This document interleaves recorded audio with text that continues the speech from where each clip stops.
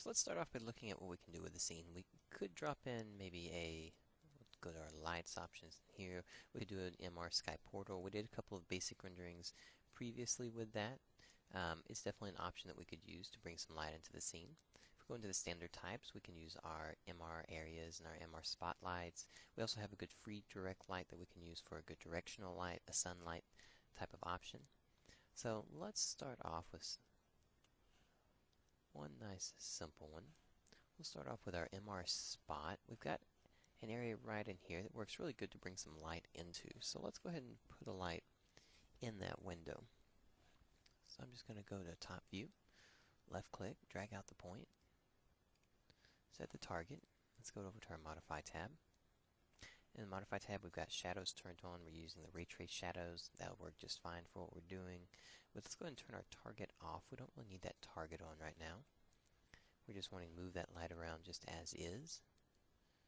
And we're basically just wanting to get some light into the environment. So let's just bring this guy inside of here. Let's just bring him up a little. We'll go about midway. Okay, that gets us in. That gets us viewing the light inside the environment. If we go ahead and just render this, just default render, let's see what our intensity multiplier is set to the 1, and we'll just render this guy out.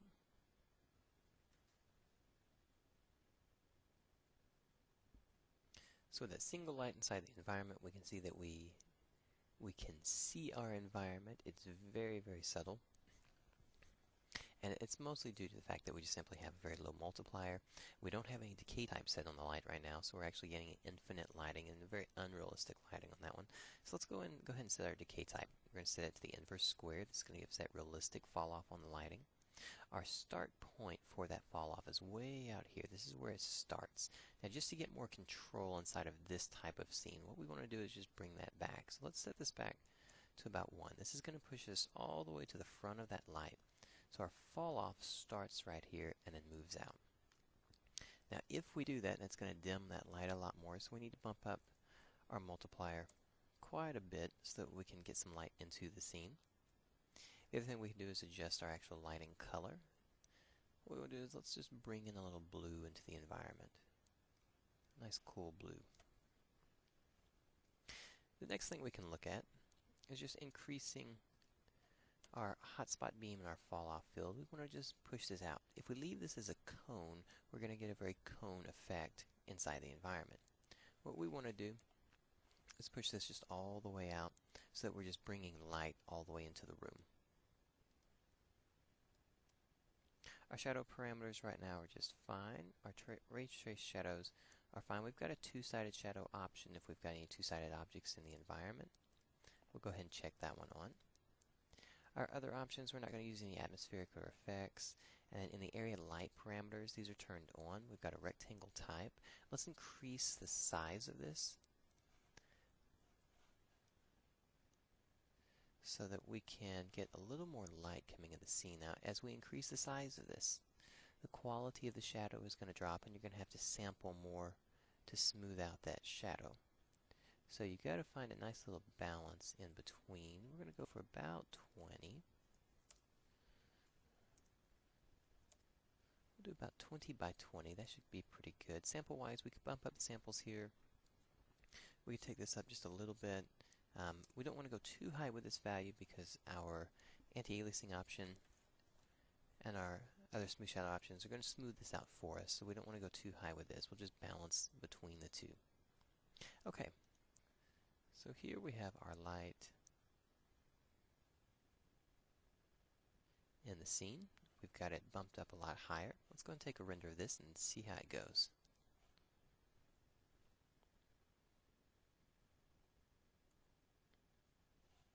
Okay, you can see after the render we've got some basic lighting in the scene. It's lighting it up. We're getting some pretty good burns here and there, little hot spots that we'll take off once we actually put our exposure values on. The nice thing is it's lit, it's working. What we need to do is just start concentrating then on this light itself, make sure that we fine-tune it exactly the way we want it.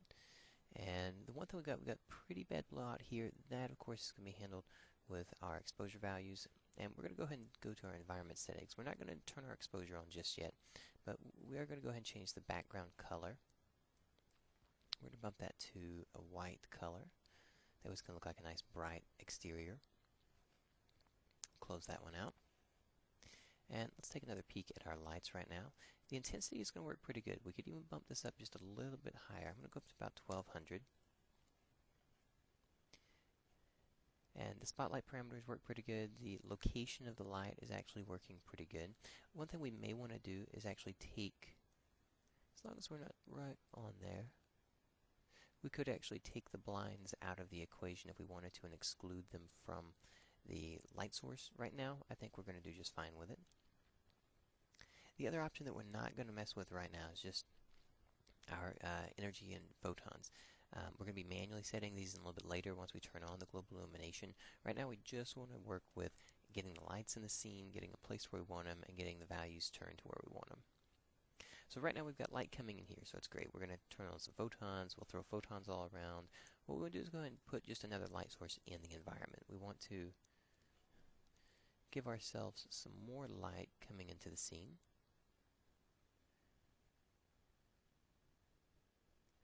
And we'll just get this one set in about here. Let's see if we can get this to snap over just a little bit more. We'll turn that angle snaps off. There we go. Going to increase our target distance here just a little bit.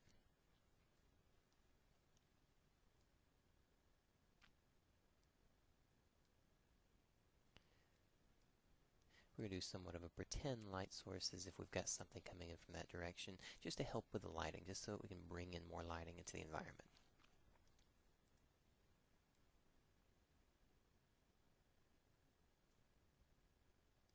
Put it at a bit of an angle, we'll see what we get with it. Okay, again, the properties are going to work just fine for us. We've got the shadows on, ray trace shadows are fine. We've got our intensity set to about 1200, should work just fine. The blue light's going to work. We've got our inverse square set up the way we want it. Spotlight parameters, we're going to leave it nice and open like this again. Underneath our area light parameters, we might take this down just a little bit. We'll give it a shot. We'll go down to about 15 and 15 for each. And again, with the mental ray and direct illumination, we're going to hang on to just the default settings without the global illumination turned on just yet. Okay, with two lights in the scene, let's go and take another render and see what we get with that.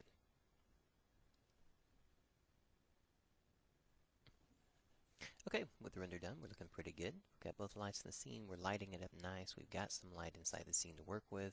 The last light that we want to put on this is just our directional light, so we get some good shadows from outside coming in. We want to be able to catch our blinds right here and really cast some cool shadows across this and let them streak across the room, just to break up the shapes. It'll be a really nice effect for us. Go back to our Create tab, our Lights category, and we'll go down here to our Free Direct. Zoom out just a little bit. Let's go ahead and just drop this guy on. So you can see here the radius around it is actually surrounding the whole thing. That's what we want. We want to make sure it's completely enveloped in this light. And we'll pull this guy up a little bit. Now if you're outside of that radius, it will go black on you because you're not actually, it's not an infinite light source all the way around if you were using like the daylight system. Okay, so in here we've got the light set up. Now the one thing with this light, it's going to come with the properties of the last light that we set up inside of mental ray. So what we want to do, we're going to go ahead and go to our shadows. We're going to turn this to a mental ray shadow map. We just want to use a shadow map, something a little different for us. Our intensity, it's set up to 1000. We really don't want that much intensity out of it. We just are looking for some basic shadows from it. Light source wise, this is more of a sunlight, so let's set this to something a little bit warmer, a little more yellow-orange. The decay type, because this is a sunlight, we're not going to be using any kind of decay type. Sunlight just is a parallel light, and it just goes on and on and on, so we don't need to worry about it actually stopping anywhere. Our directional parameters, we're looking pretty good. The size of it, it's encompassing it, so we can click right past that. We're not going to do any kind of effects with it. The shadow parameters look fine, and our mental ray shadow map, what we want to do here is actually bump our shadow map up a little bit. If we render with this one, we're only using a 512 map to map out the shadow, which means we're going to get some jagged lines and everything. What we want to do is keep this a little bit more crisp, we're going to take it to about a 2048 for right now, and final render will probably bump it up to a 4096, something even higher. Sampling range, because we're going up higher, we want to sample out a little bit more, so we're going to take it to about a 0.3. The samples, we can take this up to 8 or 16, somewhere in that range. Again, the samples here is also going to, we don't want to overdo it because we have our global samples that we're going to be using as well. Transparent shadows, if we want to enable the transparent shadows, I'm not going to enable this one right now towards the end just because that can eat into some of the time. When you got some alpha maps in here, transparencies, you're going to want to use the transparent shadows option. And for our mental ray indirect illumination down here, what we want to do is we want to just turn off this directional light. We don't want it shooting out any extra energy into the scene. We don't want it having any kind of global illumination. So we're going to be turning that one off and leaving it off. So let's go ahead and just set this guy up. Let's rotate him over a little. Now the hard thing here is that when you're rotating this around, you're going to want to see the final effect. Right now we can't see any of the thing here, and we'd have to just render, re-render. So one of the things we want to do is make sure that we take advantage of Max's lighting system inside the viewport. So we're going to make sure that Illuminate with Scene Lights is turned on. We're going to do Enable Hardware Shading. When we turn that on, it's going to allow us to see the actual shadows in the scene. The other options you have available, you've got your ambient occlusion, your AO, and you've also got your exposure control. So we can turn that on when we start working over our exposure to get a better feel for an end result. There we go. We see those nice little lines in there. It's going to be a neat effect for the scene. And let's change this to a local. Let's do a bit of a rotation along the local here, so that we can just shift that direction over a little bit. There we go, somewhere in there. So let's go back to our view. We'll go somewhere about 20 is a nice little angle there to catch that. Pretty close to here. Let's just round our numbers up a little. And this one's pretty close, so we'll just take this to about a negative 0.5 in there. We're getting a neat little shadow here. I like this shadow. It's coming across, it's catching over there. It's got a good effect for us. Now, placement of this object isn't going to be nearly as important because you're dealing with an object that's shooting out parallel lines, so you notice that even if I'm moving this up and down, nothing happens to it. Okay, with that light in the scene, let's go ahead and render that out and see what we get with it. Okay, inside the scene, we can see that we've got these nice little shadows coming across, cutting through the room, breaking up the space nicely for us. So this is going to give us a really good effect at just kind of unifying the scene and pulling some of the scene together with some of the lighting. Okay, at this point we now have our lights in the scene. They're set up the way we want them. They've got the parameters set as close to what we can get at this point in time. We may be adjusting them as we add our global illumination, our final gather into the scene, but so far so good. So go ahead and end it here, and the next thing we'll do is start looking at global illumination.